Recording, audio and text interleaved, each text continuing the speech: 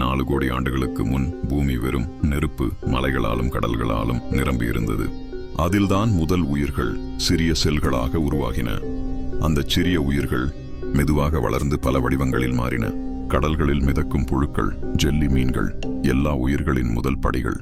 ஆயிரக்கணக்கான ஆண்டுகளுக்கு முன் மனித இனத்தின் ஆரம்ப வடிவம் பூமியில் தோன்றியது. அவர்கள் நிமிர்ந்து நடக்கவும் கற்கள் கொண்டு கருவிகள் செய்யவும் கற்றார்கள். பின்னர் ஹோமோ எரெக்டஸ் எனப்படும் மனித இனத்தார் தீயை கண்டுபிடித்தார்கள். அதுவே மனித நாகரிகத்தின் ஆரம்ப ஒளி. சுமார் 3 லட்சம் ஆண்டுகளுக்கு முன் ஹோமோ சாபியன்ஸ் எனப்படும் நவீன மனிதர்கள் தோன்றினர்.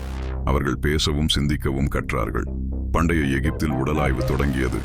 ஆனால் உண்மையான அறிவியல் ஆய்வை 1500களில் ஆண்ட்ரியாஸ் வெசாலியஸ் தொடங்கினார்.